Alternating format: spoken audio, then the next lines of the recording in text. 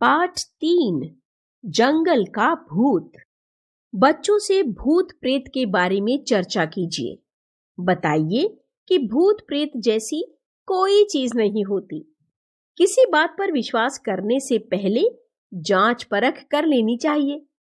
आइए एक ऐसी साहसी लड़की की कहानी पढ़ें जिसने हिम्मत दिखाकर गांव वालों के मन से भूत का डर निकाल दिया। सलोनी जंगल के पास वाली गांव में रहती थी। वह अपनी माँ के साथ रहती थी। सलोनी की माँ मिट्टी के बर्तन और मूर्तियां बनाती थी। स्कूल से लौटकर सलोनी भी अपनी माँ की सहायता करती थी। उसे मूर्तियों को रंगने में बड़ा आनंद आता था। सप्ताह में एक दिन उसकी माँ मूर्तियां लेकर शहर में बेच आती थी। गांव में अधिकतर कारीगर और दस्तकार रहते थे। उनका शहर में आना जाना लगा रहता था। वे सभी जंगल के रास्ते से ही आया जाया करते थे। जंगल के रास्ते से शहर पहुंचने में उन्हें बहुत कम समय लगता था। एक रात अचानक घंटा बजने की आवाज आने लगी। आवाज जंगल की ओर से आ रही थी। गांव वाले नींद से उठकर बैठ गए। सब हैरान थे कि जंगल में घंटा कौन बजा रहा है। किसी की समझ में कुछ नहीं आ रहा था। अगले दिन दोपहर में भी घंटे की आवाज सुनाई दी।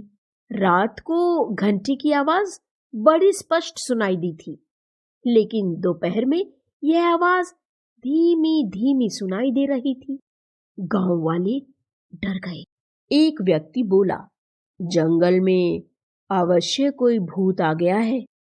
घंटा बजने की आवाज रोज सुनाई देने लगी।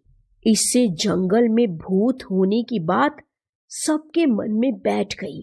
किसी ने हिम्मत नहीं की कि जंगल में जाकर पता लगाए। उन्होंने भूत के डर से जंगल में जाना ही बंद कर दिया। सलोनी की माँ भी जंगल से मिट्टी लेने जाने में घबराने लगी। लेकिन सलोनी एक समझदार और निडर लड़की थी। उसे भूतों में बिल्कुल विश्वास नहीं था। उसने गांव वालों को समझाया कि भूत वूत कुछ नहीं होते, लेकिन किसी ने उसकी बातों पर ध्यान नहीं दिया। जंगल के बाहर से चक्कर लगाकर शहर जाने में गांव वालों को कठिनाई होने लगी। उनके काम धंधे पर भी असर पड़ने लगा।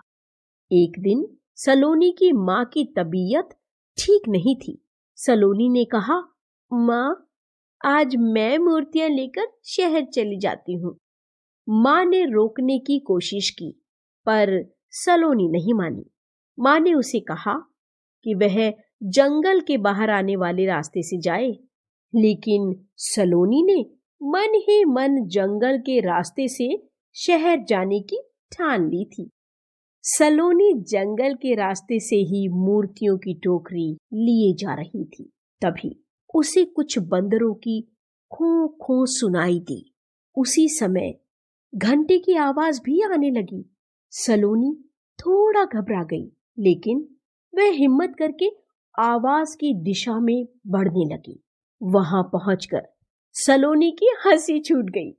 एक पेड़ पर एक घंटा लटका था और कुछ बंदर इस डाल से उस डाल पर उछल कूद रहे थे। इससे घंटा हिल रहा था और बज रहा था। बंदर शायद किसी आते जाते राहगीर का घंटा उठा लाए थे। सलोनी शहर में मूर्तियां बेचकर जल्दी ही गांव वापस लौट आई। उसने माँ को कुछ नहीं बताया। अगले दिन सलोनी ने गांव वालों को बताया कि वह आज जंगल के भूत को पकड़ने जा रही है। जिन्हें चलना है उसके साथ चले। सलोनी की हिम्मत देखकर मुखिया जी अपने कुछ आदमियों को लेकर साथ चलने को मान गए।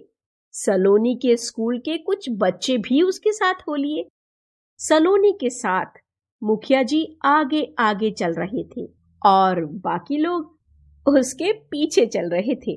अभी थोड़ा ही आगे गए थे कि घंटे की आवाज आने लगी। मुखिया जी और उनके आदमियों के चेहरे पर हवाइयां उड़ने लगी, पर सलोनी निडर होकर आगे बढ़ती गई। भोले भाले बच्चे शोर मचाकर पूछने लगे, सलोनी कहाँ है भूत? अभी दिखाती हूँ, सलोनी ने कहा। पेड़ की ओर इशारा करते हुए सलोनी बोली, वह देखो कितने सारे भूत। अरे ये तो बंदर है, कहकर बच्चे हंसने लगे।